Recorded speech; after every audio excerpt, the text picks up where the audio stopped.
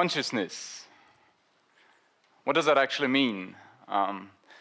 Preparing this talk, I noticed it'll be the way how we can actually make impact. And it'll affect your lives and probably the lives you're affecting. But let's begin a bit more easy. So, when you woke up today, did you think about, for example, the air you breathe? Did you think like that Berlin, Potsdam, wood, outside air, so fresh and nice and healthy? Did you think that? Probably not. Think about breakfast, lunch, or now drinking water. Did you think that, is that nice clean water that tastes so good? Probably not. So, some of you might be drinking water like this, and there's more to the picture than you might think. But then there's another way of drinking water, which is like this. And what those things, air, water, and also other things like energy, knowledge, and so on have in common is, on the one hand, non-rivalry. So, interestingly enough, one elephant can drink up to 150 liters a day. That's quite a lot.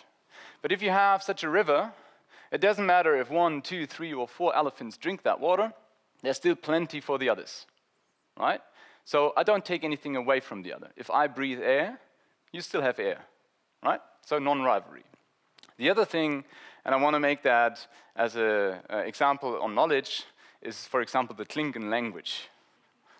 I can't speak the Klingon language, but the main concept is that knowledge today is for free, right? You can all go on Wikipedia and learn the Klingon language.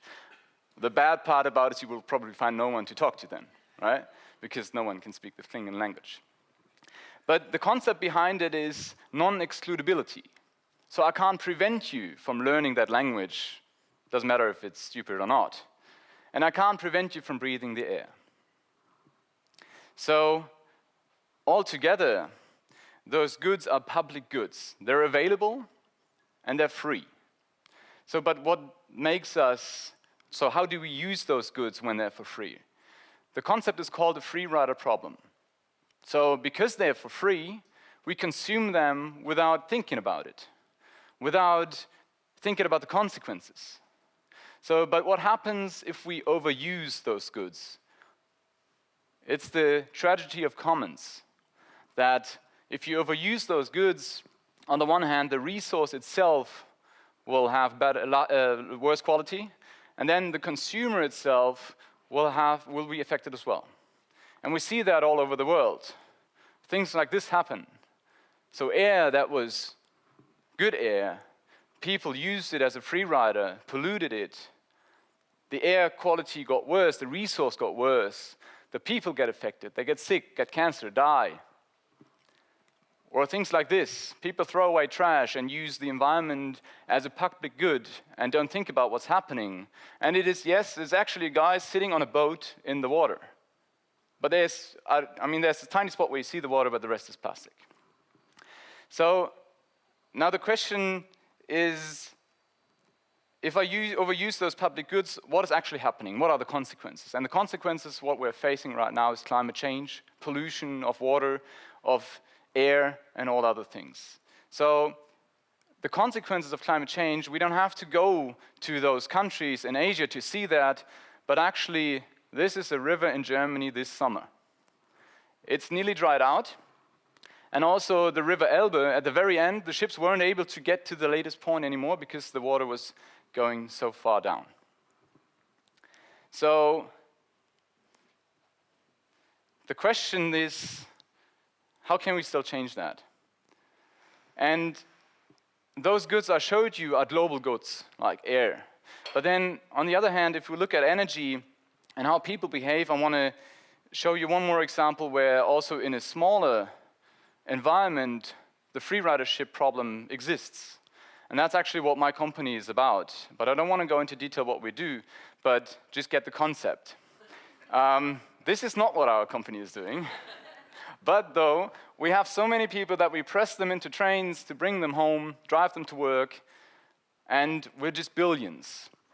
But did you think about, like, those people, have they ever, to get it to a specific point, Did they ever turn down the heating in the office when they left? Or who did? Probably no one did. Because someone else is paying for it. My company is paying for the energy I use in my office, so I go home, leave the heating on, I don't care. And that's a big problem about free ridership. So free ridership comes with another phenomenon usually. We've been sending letter posts for thousands of years. So first with messengers running around, then we had horses, put them on there. Now we have cars, trains, airplanes, ships, transport them all around. In 1971, the first email was sent. But what has changed? So you would maybe assume email is way more efficient, it's faster, it's more convenient. We probably don't send any letters anymore, right? So I did some research, and I found out that we're still on the same level as 1997. In Germany, we're sending 15 billion letters every year. 15 billion. And I thought we were in a digitized world. We're not.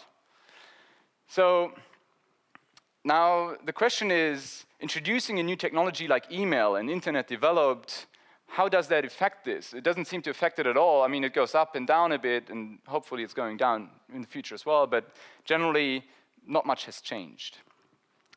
And if I look at the numbers of how many emails were sent, it just looks like this. So you don't even see the up and downs of the blue curve anymore. It's just rocketing up. We're sending, and that's only Germany, and without spam, 850 billion emails every year. Worldwide, per day, 300 billion per day. Everybody's clicking on reply all, send you maybe a Giphy or whatever. Although we have WhatsApp and all those things, email is leading. Email is the main information transmission. So I was thinking, what's the environmental impact of email? Right? It's not for free, actually, but have you ever paid for an email? Probably you have a Gmail account or any other account, and you never paid for it, right? So there's a different business model behind it. That's why it's for free. But that makes it a free rider problem, and that's why those things are rocketing up. And interestingly enough, 2008, 92% of all emails were spam. Nowadays, we're still at 45%. So you can basically double this line, and you've got the real email turnover for only Germany. Worldwide, it's like huge.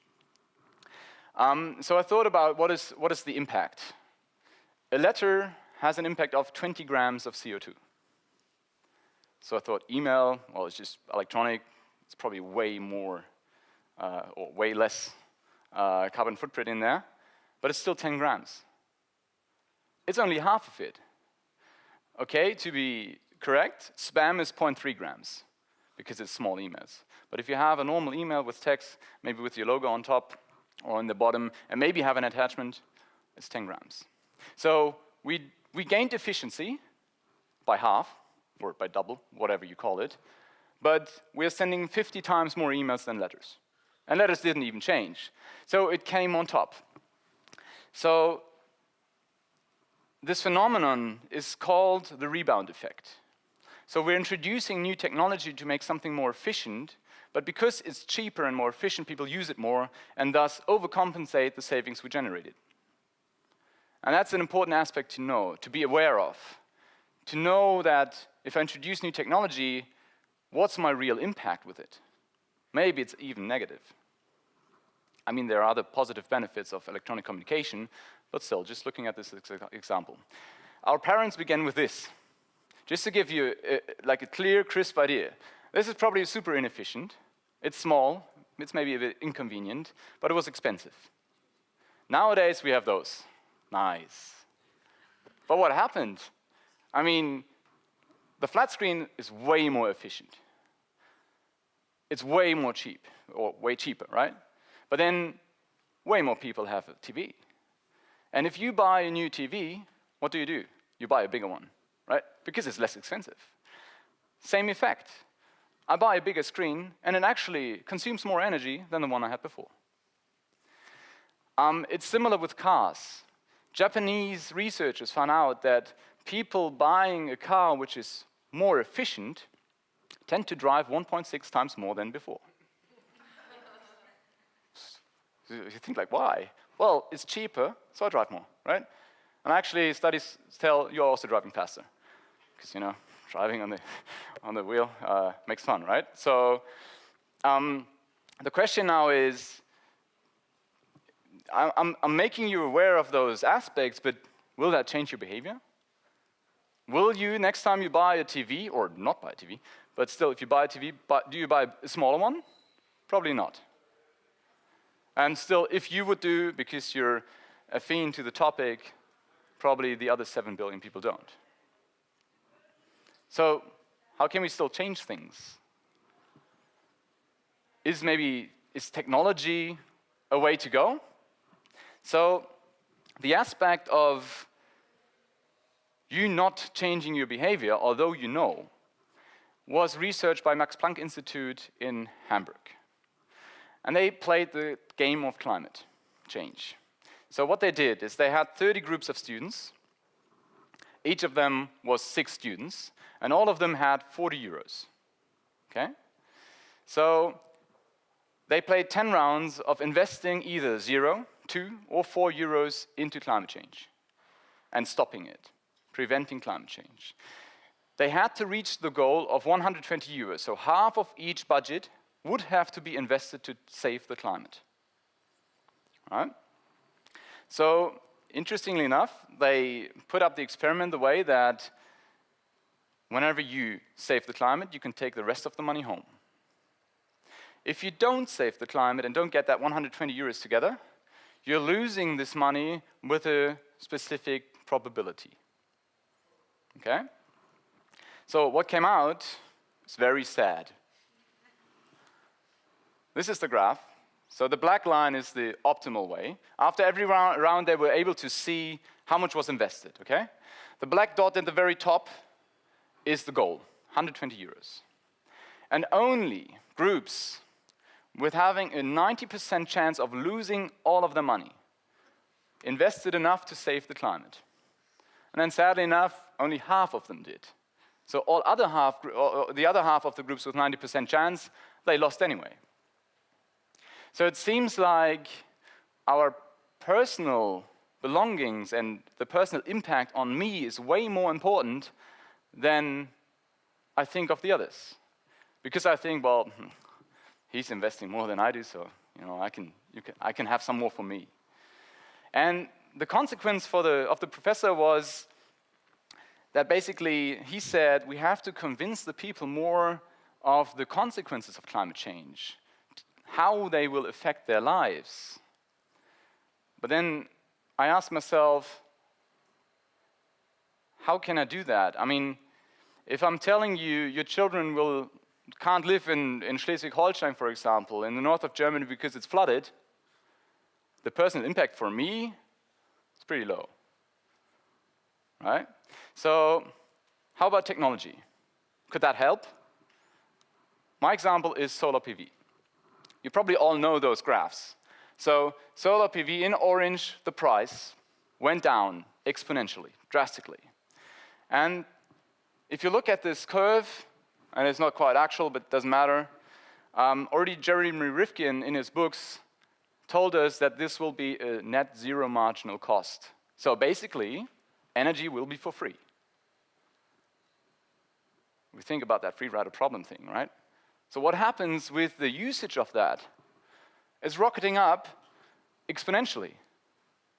So because it's getting cheaper and cheaper and cheaper, everybody's using it more and more and more. In this case, it's not too bad because it's renewable. But still, apply that to other technologies and methodologies. Technology won't solve the problem looking at this graph, because it will only enable us to change the way we think, change the way we are aware of things and create a consciousness about it, and then changing the way we act. The sharing economy only came up because things got so cheap, right? The consciousness in the minds of the people today is like, I don't want to own a car. That's too expensive, it's standing around for 95% of the time. I want to share a car. That wasn't possible before. Technology we're developing wasn't possible before because electronics were way too expensive. Data infrastructures were way too expensive. Now it's working. Ideas can be formed by changing consciousness. And if you look at the most important thing, is actually we are the most important thing. You already have a good consciousness about what are values in the future. Like you have a different perception of freedom, of energy, of ecological footprint. And this is what makes the difference. Making people aware of problems we have and telling them, don't do this, won't work. But making them aware of problems that will affect them, to make them create a consciousness about that, will only be able to then generate new ideas, solving problems in the future. So the main thing here is that you and the world, although you have a consciousness in mind which is very green and sustainable, you won't be investing enough to save the world based on the values you're living on today. Right? So you have to change that way of thinking and get that idea into other minds, make them aware, create a consciousness about how do we want to live in the future, and then only the younger generations will change that. The older ones will say, my freedom is no one can tell me what I can do, right? Our freedom is we're connected. We can share ideas, we can generate value. So take those ideas and do something great.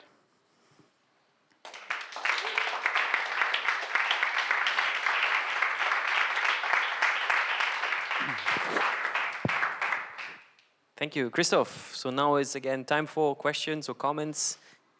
Anyone? Yeah, Emma. Hi, I'm Emma from Ecoligo. How do you tell people about the consequences of what's going to happen in the future without just completely bumming them out?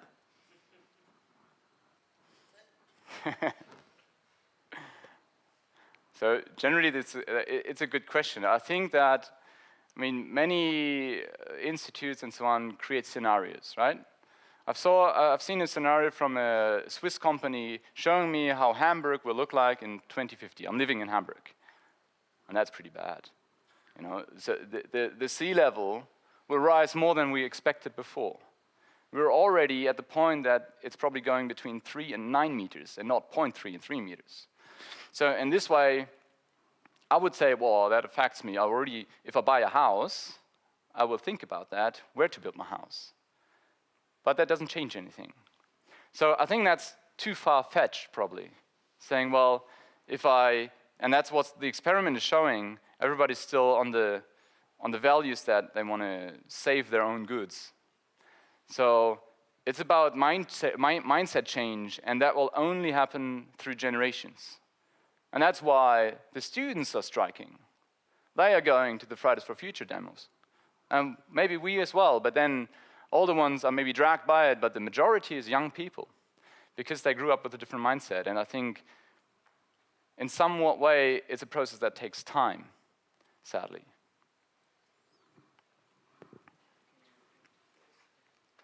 Hi, I'm Felix. I wanted to share a little story which I heard in the tram actually in Hamburg between two girls, two students. They were having a break on the campus, and one of the girls had a sandwich with some meat in a plastic bag, and apparently another girl approached her and said, "How can you dare eat a meat sandwich in a plastic bag? Are you polluting the environment and you're not vegetarian?" And she said, we as the young generation, we have to stand together and go in one direction and all these things. And those two girls talking in the tram, they were completely against this. They blocked, they said, what the heck, look for another victim. I'm not the person to talk about this. And I think it's a very important point to keep in mind that now, also with the Fridays for Future, although they achieved a lot, we are losing people behind because we're going very extreme in some ideas. And so we have to take also the people with us which are not, they don't have this consciousness and they don't really care. So I think a good solution for all these people is convenience. We have to create solutions which are convenient for them, as you said, where they can forget the heating system, for example. Solutions which they don't see how they work, but they do good for them. I think that's a big step. Thanks. I would just to add, the tricky point is how to convince people that they have a benefit out of changing something. Otherwise, what you tried to explain, some sort of finger pointing, I'm the good one and you're the bad one, will never work. Convince them that they have a benefit if changing something, then it may work, and this takes time. So the question as well is, will convincing work? Like, I mean, I can talk to people a lot and convince them of things and tell them, separate your waste. But then what happens, Germany recycles what, 14% of the plastics? Which is ridiculous. Because, and then I can understand people saying, well, why should I separate my waste if it's burned anyway, right? So technology will enable us to change that, and with that, the mindset will change, and that takes time. And I agree that just by telling people we have to do something, and the Fridays for Future demo is very important, but then the question is, how much does it change? It will get the things rolling and get people on ideas and they act, but then finger pointing won't work, of course, because the people I'm pointing the finger to, they don't have that mindset yet, so they won't change.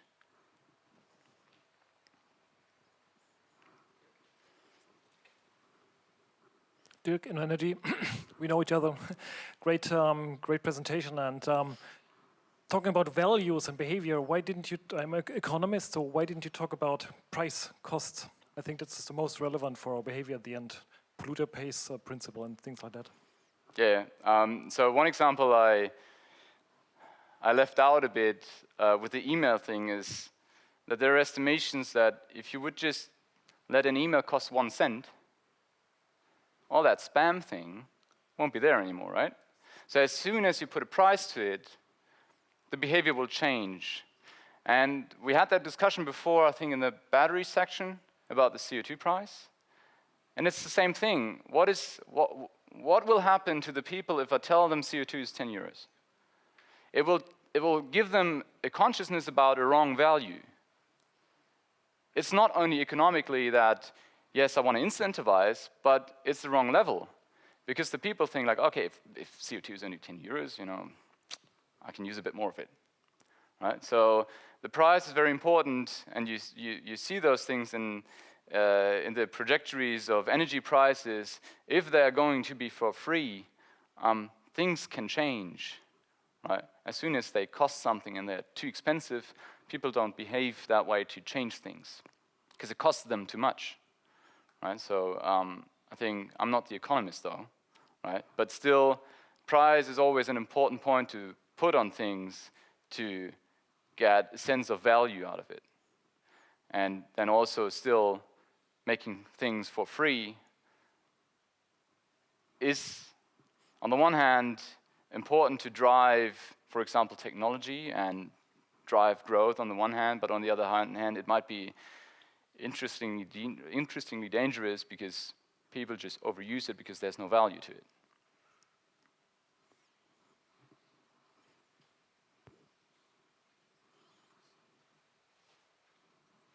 Okay. I'm Andres. I don't come from the field of creating conscience in climate change, but from the field of creating conscience, for instance, in fair trade. I was president of the Spanish Federation of Fair Trade. And whenever I was saying someone, I do fair trade, and he was into commerce, he was saying, are you saying, am I unfair? And then maybe my answer would be, yes, you are. But you cannot, I mean, the way to keep things moving, whenever you're not banning something, I think the first thing is, okay, let's ban one-use plastics, or maybe many other types of plastics. One thing to keep in mind in this perspective is always that if I change my perception of belonging, so if I don't own anything, like just generate that idea in your head, maybe tonight or when we're having a beer together, what happens if I don't own things?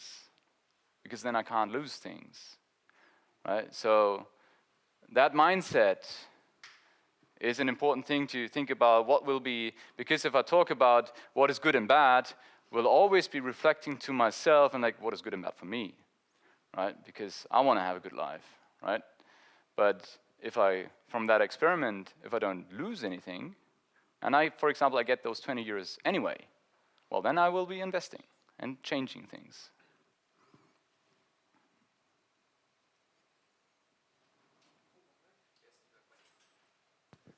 Howard Pulino, Energy Lisbon.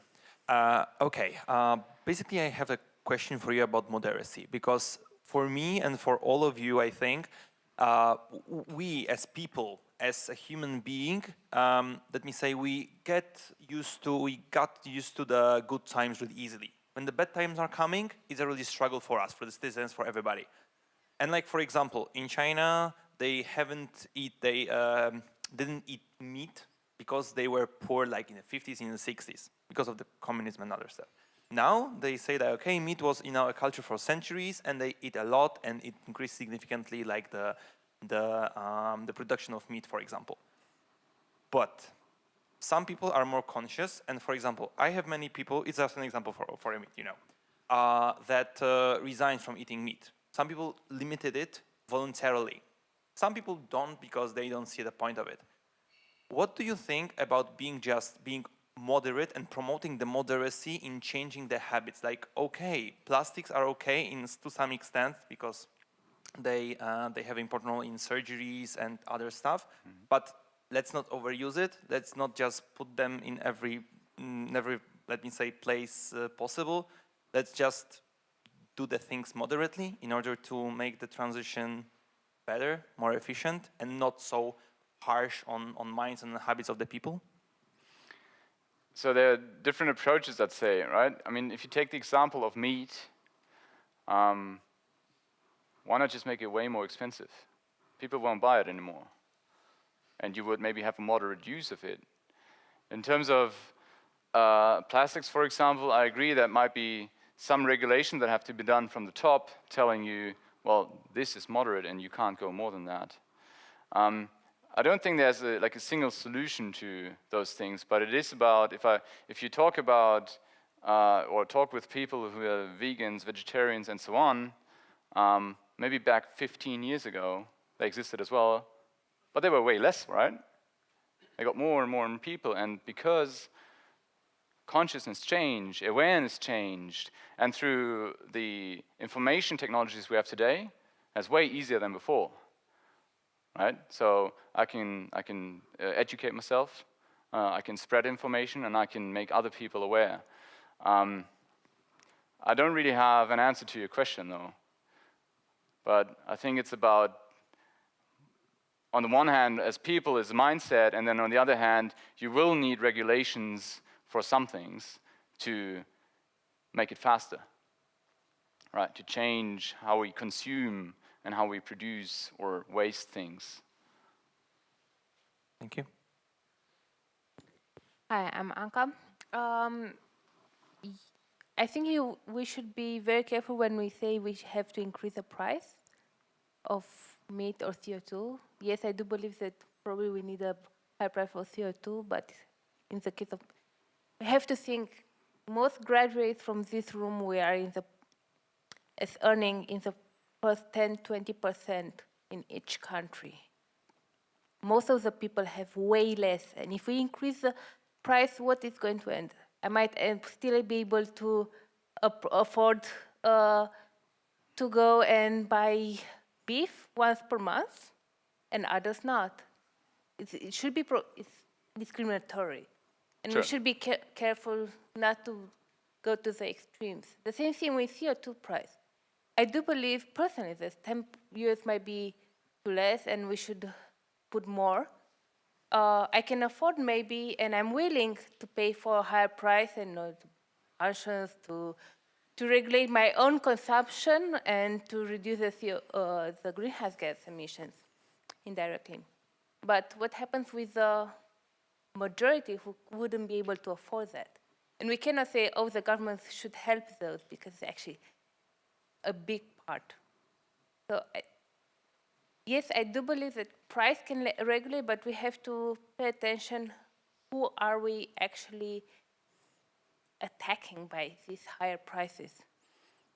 I agree, because that's what many people are afraid of, though. But if you use the system in a smart way, you can, for example, raise the price on CO2 and, for example, on meat, and use that money to make vegetables cheaper, right? So that's economics then, to redistribute not only wealth but also prices and regulating where we are heading, and then that way I can steer a more sustainable way of living. Okay, I'm gonna do a last comment also from my side, and then I'm gonna go to the next session. Also, one nice food for thought that we can have while we have food later on. Imagine, what would it mean if the electricity price was zero?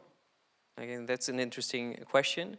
Do we have enough resources for continuing an endless growth in consumption, especially for 10 billion people that we will be in 3 decades? And what is a fair as well dignity that 10 billion people should be entitled to have access to? To what extent do we need to reduce our consumption behavior? And what happens if we have a post-carbon world?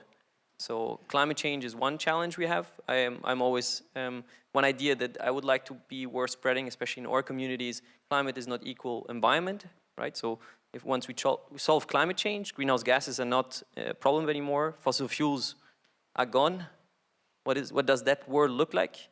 Yeah, so we have GDP as one major indicator, but we have other environmental impacts like pollution, waste, and plenty of food for thought.